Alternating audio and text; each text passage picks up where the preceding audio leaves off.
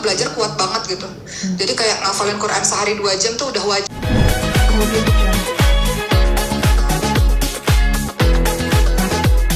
Iya, tak terasa sebulan sudah saya di Mesir dan anak-anak sudah 2 bulan di Mesir.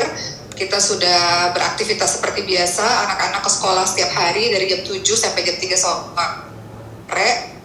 Dan sudah terbiasa dengan segala macam aktivitas. Jadi kegiatan anak-anak itu jam 7 sampai jam 3 sore sekolah, setelah itu pulang sampai rumah jam 4 sampai jam 6 sore mereka harus ngaji.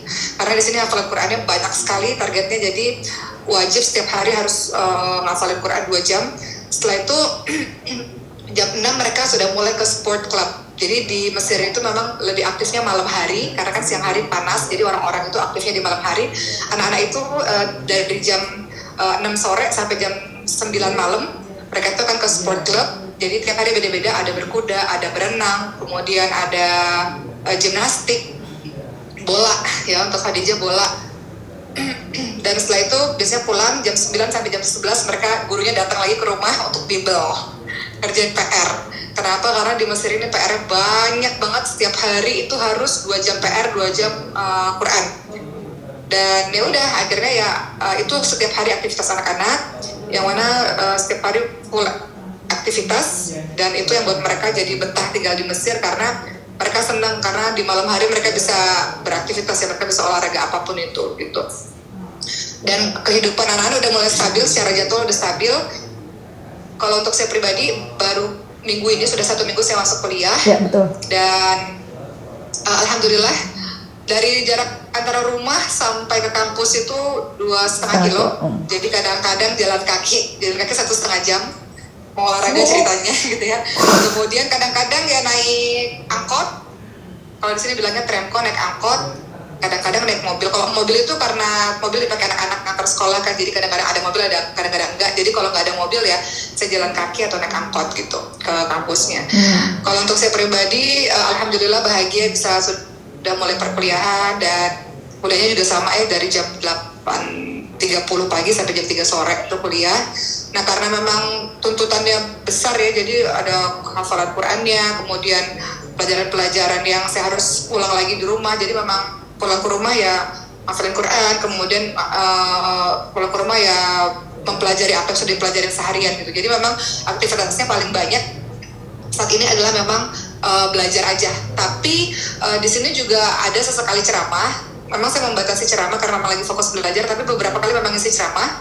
Karena di sini kan ada 15.000 orang-orang Indonesia. Jadi kemarin sempat ceramah ke KBRI atau ceramah ke teman-teman yang lainnya. Dan di sini kan aktif sekali ya mahasiswa Azhar di sini, sangat-sangat aktif, dan mereka punya banyak sekali kegiatan. Jadi sering mengisi seminar-seminar juga di sini untuk teman-teman Azhar gitu. Dan bertemu beberapa profesor ya, karena kita mau buat beberapa program, seperti misalnya di Mesir ini belum ada khusus untuk program pengkaderan daiyah. Nah itu bagaimana cara menjadi seorang penceramah perempuan, nah itu belum ada. Terus kita mau kerjasama sama dosen yang ada di Azhar untuk kita buat wadah itu, supaya teman-teman yang ada di sini bisa mempelajari materi-materi itu gitu sih. Jadi beberapa kegiatan selain belajar, kemudian ceramah-ceramah, ya kita buat program-program gimana caranya kerjasama dengan Azhar untuk teman-teman yang ingin melakukan berbagai macam kegiatan. Jadi itu sih kegiatannya. Iya, yang kalau saya lihat ya, karena di sini kan orang tuh belajar kuat banget gitu. Jadi kayak ngafalin Quran sehari 2 jam tuh udah wajib, meluangkan waktu sehari 2 jam lah at least untuk Quran tuh, kayaknya semua orang meluangkan waktu untuk itu gitu. Kemudian belajar sehari 2 jam minimal itu kayaknya sesuatu hal yang sudah wajib gitu. Jadi keikut kebiasaan orang-orang Mesir di sini yang memang belajarnya kuat banget gitu. Jadi ya anak-anak di sini kalau dibilang memperdalam agama ya, karena semua orang kebiasaannya seperti itu. Jadi kita ngikut aja gitu. Kayak di Indonesia sih sebenarnya kita melakukan, cuma nggak sedahsyat yang ada di sini ya, karena kan di sini kayak Maryam contohnya, Maryam sekarang sudah 4 SD, itu kewajiban Maryam itu di sekolah tuh ngafalin Quran 10 juz misalnya. Jadi mau nggak mau Maryam nggak ada pilihan lain untuk tiap hari ya dia harus nambah hafalan minimal satu halaman. Soalnya itu anak kelas 4 SD bayangin. Jadi kalau nggak ya kita ketinggalan jauh. Jadi nggak ada pilihan lain, emang nggak mau, kita harus mengikuti ritme itu gitu. Jadi ya anak-anak alhamdulillah setelah 2 bulan di sini mereka sudah mulai terbiasa, dan bahasa yang digunakan di sekolah mereka, bahasa wajib itu bahasa Inggris dan bahasa Arab itu wajib. Tapi mereka dikasih pilihan untuk memilih bahasa Perancis atau Jerman. Jadi kalau anak-anak memang saya arahkan untuk pilih bahasa Jerman gitu. Jadi ya mereka 3 bahasa di sini. Nah, sebenarnya ketika anak-anak saya masukin ke sport club, mereka berenang, berkuda, kemudian mereka main bola, itu semata-mata bukan hanya olahraga aja, karena tujuannya adalah untuk berbaur dengan teman-teman lainnya. Karena kalau anak-anak itu sambil main akan semakin lancar kan bahasanya. Gitu. Ya, tapi alhamdulillah sejauh ini anak-anak enjoy, anak-anak bisa beradaptasi dengan cepat, walaupun ada beberapa hal yang kita cukup culture shock. Misalnya di Mesir ini tabiatnya orang-orang ngomongnya keras gitu. Nah itu anak-anak awal-awal, orang Indonesia kan terkenal di Mesir ini halus ya, halus, lembut, tenang. Tuh orang-orang Indonesia tuh terkenal baik gitu. Itu orang-orang Indonesia terkenal dengan karakter seperti itu. Jadi kita cukup berbangga ya dengan karakter kita yang dikenal lembut dan tenang ini gitu. Nah kalau Mesir ini cukup ya bicaranya kadang-kadang orang lagi marah atau lagi apa gitu. Kalau yang nggak tahu ya. Karena ya, jadi awal-awal sih anak-anak sempat kaget gitu dan sempat nangis gitu awal-awal. Cuman sekarang udah biasa. Jadi culture shocknya paling suara-suara keras itu kita awal-awal ada culture shock, kan sekarang udah biasa. Terus sering terjadi kecelakaan di jalan-jalan. Nah itu juga jadi pemandangan yang cukup sering kita lihat gitu ya. Nah itu yang cukup agak mengagetkan sedikit, tapi ya apa-apa, tiap negara kan beda-beda ya, karena kan di sini kan secara lalu lintas memang agak bermasalah sih gitu. Itu aja sih. Oke, Om. Nah, anak-anak dasarnya ya alhamdulillah anak-anak di kelas mereka kan berbagai macam warga negara. Jadi mereka beradaptasi dengan orang-orang dengan berbagai macam negara, begitu pula dengan saya gitu. Sama ini sih di Mesir ini kan kita ini kan orang-orang di Indonesia ya. Kita kalau belajar bahasa Arab tuh belajar bahasa Arab Fusha. Belajar bahasa Arab Fusha itu maksudnya belajar bahasa yang baik dan benar yang ada di buku-buku gitu. Itu kan bahasa Arab yang baik dan benar. Tapi kenyataannya ketika sampai di Mesir, orang-orang pakai bahasa slang, pakai bahasa di jalanan itu kayak bahasa sehari-hari. Nah itu bahasanya beda lagi. Itu yang kadang-kadang agak menyulitkan kita sebagai orang baru ketika ini bahasanya bahasa Arab tapi beda lagi gitu. Itu yang PR juga sih buat saya pribadi. Sampai hari ini saya masih harus ditemenin sama teman-teman ya. Karena ketika di jalan tuh mereka nggak bisa bahasa Inggris kalau di jalan ya. Kalau di sekolah ya bisa, kalau di jalan-jalan atau di pasar-pasar mereka nggak bisa bahasa Inggris. Kemudian mereka bahasa Arabnya tidak fusha, tidak baik dan benar. Jadi harus belajar bahasa amiyah, namanya bahasa slangnya. Nah itu juga PR juga sih buat kita. Namun kami di Mesir ini nggak terlalu terkendala karena kita punya pesantren juga. Maskul Hufaz itu tidak hanya di Indonesia, ada di Mesir juga. Jadi saya dan anak-anak dikelilingi sama santri-santri dari Maskul Hufaz juga yang ada di Mesir. Jadi cukup dibantu sama mereka. Kemudian memang di rumah ini ada kakak-kakak yang kuliah yang ngebantuin di rumah, yang masak, kemudian yang bersih-bersih rumah, yang jadi driver, yang nge-shoot anak-anak. Kita anak-anak kan buat punya vlog dan sebagainya, itu juga kakak-kakak kakak-kakak mahasiswa yang bantuin gitu. Di sini karena mahasiswa banyak banget, jadi kita banyak bantuan sih alhamdulillah. Oke. Nah anak-anak sendiri gimana? Awal-awal kan mereka merasa namanya anak-anak ya takut nggak bisa menyelesaikan diri. Nah 2 bulan ini mereka sudah mulai enjoy ya Sudah enjoy dan mereka bilang nggak mau balik ke Indonesia katanya. Nah dari awal statementnya kan terutama Khadijah nih ya, pas ditanya Uma kan be aja gitu ya. Nah sekarang gimana tuh Khadijah tuh sama Maryam tuh Bu? Khadijah, Maryam, Ibrahim dan Sulaiman akan kesini juga nanti. Betul. Di akhir bulan akan kesini juga. Betul. Dan akan lama juga di sini. Masya Allah. Jadi sini nak. Ibrahim suka nggak di sini? Enggak. Enggak katanya suka. Karema. Iya kamera ya. Lucu banget Ibrahim, abang. Ini anak rumah banget nih. Jadi ya apa tadi ya? Iya anak-anak gimana sudah mulai sekolahnya terutama untuk yang kan itu beda dari berbagai negara kamu gimana? Mereka sudah mulai enjoy ya Sudah mulai enjoy dan makanya wajib setiap hari untuk Quran 2 jam, belajar 2 jam. Karena selain PR-nya banyak, mereka kalau nggak belajar di rumah pasti ketinggalan jauh sekali. Karena tiap hari di Mesir ini tiap hari PR dan PR-nya banyak, setiap mata pelajaran PR gitu. PR-nya banyak banget. Jadi kemarin waktu seminggu pertama saya sempat dipanggil ke sekolah karena ngerjain PR seminggu. Karena kan pakai aplikasi apa segala macam itu kita masih belum ngerti kan, masih orang baru. Akhirnya ya dipanggil ke sekolah, terus dia bilang kamu nggak bisa ninggalin PR anak kamu selama 1 minggu gitu, karena ini nilainya akan kosong, beliau bilang gitu. Jadi memang kita harus aware banget, dan setiap orang di sini kebiasaannya pasti ada les private. Itu udah jadi kebiasaan. Jadi anak-anak di sini yang belajar pasti mereka habis pulang sekolah pasti ada guru private-nya lagi, guru bimbelnya lagi. Termasuk yang di kampus yang saya juga begitu. Jadi teman-teman yang kuliah itu pasti ada bimbelnya lagi gitu. Oke. Oke, gitu. oke Om, untuk kegiatan anak-anak tadi Uma bilang di sports club ya, kayak tadi sering saya lihat kayak berkuda, bermain bola, terus gimnastik itu memang salah satu cara Uma, selain tadi Uma bilang supaya anak-anak cepat komunikasinya bisa lancar, dan itu memang supaya anak-anak dialihkan untuk kegiatan-kegiatan positif gitu ya ya. Betul, karena sebenarnya tentu saja harus seimbang ya, karena kita nggak bisa hidup kita ini belajar terus gitu. Harus seimbang. Saya pengen dari kecil anak-anak tuh terbiasa untuk ada olahraga tuh jadi kebiasaan untuk hidupnya gitu. Jadi dia akan gelisah kalau dalam satu hari dan ngerasa kurang kalau satu hari nggak olahraga. Makanya dari kecil tuh anak-anak memang udah gimnastik, udah trampolin dan sebagainya. Dan di Mesir ya alhamdulillah tiap hari juga mereka ada waktu mereka belajar, ada waktu mereka ngafalin Quran, ada waktu mereka olahraga. Nah, olahraga itu kan bagian dari main sebenarnya.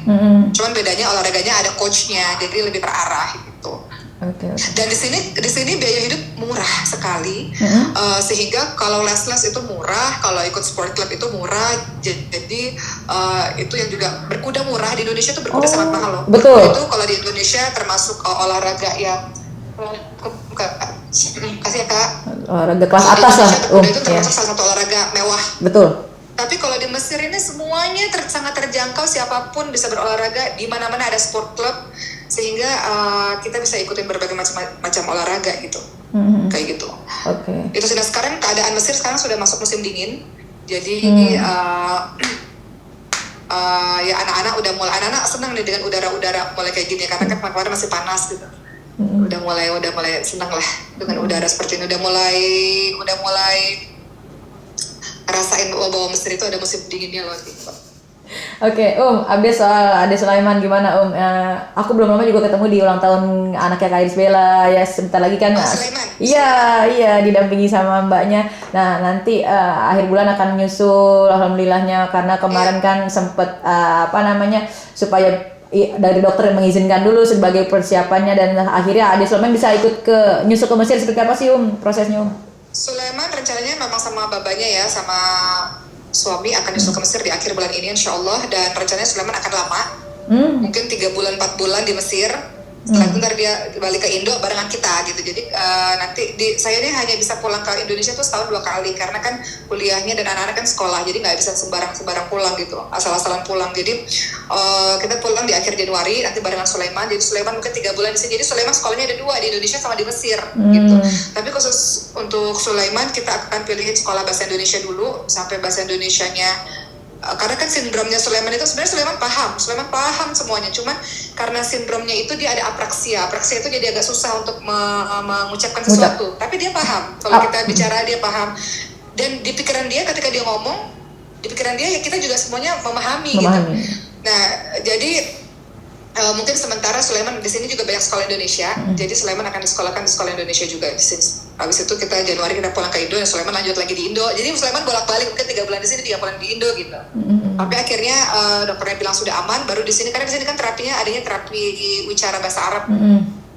Gitu. Jadi ada saat dimana nanti mungkin Sulaiman kalau sudah pindah ke sini full, ya berarti dia akan terapi terus dengan terapi bahasa Arabnya gitu. Oke. Kemarin Ibu seminggu yang lalu apa pulang duluan ya? Dia bilang suruh kakak SMS. Iya, jadi perjalanan dari Indonesia ke Mesir tuh nggak sulit, karena sekarang sudah ada pesawat direct. Seperti ibu saya tuh bisa pulang dan pergi sendiri. Jadi tinggal kan kalau ibu kan tinggal diantarkan ke bandara, ada orang yang bandara yang nganterin sampai pintu pesawat.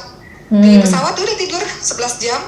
Sampai di Indonesia ada orang yang jemput di depan pintu pesawat, udah gitu. Jadi pulang pergi sekarang ke Mesir Indonesia nggak terlalu sulit, karena sekarang sudah ada pesawat direct sih. Di sini itu memang jadi saya bisa ke taman, bisa jalan kaki kemana-mana, naik angkot, dan itu balik ke zaman dulu lagi sih. Maksudnya enjoy lah dengan kehidupan yang seperti itu gitu. Kalau di Indo ya nggak apa-apa juga, cuman kadang-kadang kalau naik angkot kemana-mana kan masih diliatin orang. Jadi kalau di sini ya alhamdulillah, maksudnya kayak anak-anak senang karena kan saya bisa full time sama mereka gitu. Kayak ke taman kita bebas ke taman, anak-anak bisa full time sama ibunya gitu. Kalau ke restoran dimanapun tuh bisa naik angkot, jalan kaki itu bebas gitu. Oke. Oke, apa sih rencananya nih? Nanti Uma berarti kira-kira pulang tuh di bulan apa dan dalam momen apa tuh Pulang itu kita liburan sekolah itu cuman Januari akhir sampai Februari pertengahan, dan nanti bulan Juli sampai Oktober tuh libur full. Jadi 4 bulan tuh libur baru pulang ke Indonesia gitu. Jadi sekolah di Mesir ini kalau musim panas antara bulan Juli sampai Oktober tuh libur. Jadi rencananya memang kalau di Januari sampai Februari cuma 2 minggu, kita mungkin akan pulang juga karena kan bagaimanapun juga saya ada pesantren, ada bisnis, ada hal-hal yang harus dikerjakan di Indonesia. Safari dakwah juga, teman-teman di Indonesia juga bilang jangan kelamaan di Mesirnya, kapan safari dakwah juga gitu. Dan ya harus pulang nanti jadi pulangnya tuh mungkin Januari akhir sampai Februari, sama nanti bulan Juli sampai Oktober tuh. Biasanya di musim panas itu Juli sampai Oktober itu 4 bulan tuh lama banget bisa di Indonesia gitu. Selebihnya ya memang fokus belajar aja di sini, dan saya menikmati momen betul-betul bisa belajar fokus. Makanya sebenarnya sih jarang posting ya di sosmed, sesekali aja gitu, karena memang hari-harinya udah sibuk dengan belajar dan belajarnya juga orang-orangnya belajarnya juga giat ya. Jadi kalau kita nggak belajar kita ketinggalan jauh banget gitu. Sama satu lagi sih di sini sekarang jadinya kalau teman-teman Indonesia yang main ke Mesir jadinya ya menyambut di Mesir gitu. Kayak kemarin ada Mas Ari Untung sama Fenita Ari. Yeah. Itu kan di sini kan karena dekat sama Palestina, kita banyak banget memberikan dari Indonesia, kemudian kita serahkan kan lewat Mesir ini kan. Maksudnya pengungsi Palestina tuh banyak sekali di Mesir. Jadi kita menyerahkan banyak sekali sodako amanah dari orang-orang Indonesia. Nah biasanya kayak kemarin Kak Fenita Ari dan kemudian Mas Ari Untung itu ada di Mesir, ya kita sambut bareng-bareng dan kemudian kita memberikan donasi tersebut kepada Palestina. Jadi sekarang posisi saya itu lebih banyak menyambut teman-teman yang datang ke Mesir, kemudian kita lakukan kegiatan bersama gitu. Kemarin donasi Palestina tuh banyak banget. Di Al-Azhar itu semua orang bisa masuk sebenarnya, tapi informasi ini banyak orang nggak tahu. Asalkan kita lulus ujian. Jadi mau kamu umurnya berapapun, mau teman-teman berasal dari SMA, kan saya SMA bukan pondok pesantren. Asalkan teman-teman ujiannya bisa, ujiannya itu ada ujian bahasa Arab dan ujian pendidikan agama Islam ya, di dalamnya ada hadis, fikih, tafsir dan sebagainya. Kalau teman-teman lulus ujian itu, teman-teman bisa masuk Al-Azhar. Al-Azhar itu ada 2, ada untuk jurusan agama, ada yang memang beasiswa full gratis, ada yang memang kita berbayar untuk jurusan internasional gitu. Jadi jadi ya, maaf dipotong. Jadi orang-orang bisa belajar terbuka untuk umum, karena banyak banget yang nanya-nanya gimana sih supaya kita bisa belajar di Al-Azhar gitu. Jadi nggak mesti anak-anak umur 18 tahun 19 tahun yang belajar, karena satu kelas saya misalnya di kelas tuh ada yang umurnya 40 tahun ya. Mereka rata-rata udah selesai kuliah di negara mereka, terus mereka belajar agama lagi gitu, dan itu hal yang biasa gitu. Oke. Makasih banyak ya untuk syiarnya, ilmunya dan semuanya. Sehat-sehat selalu ya Uma, assalamualaikum. Sehat-sehat. Ya, makasih Ya.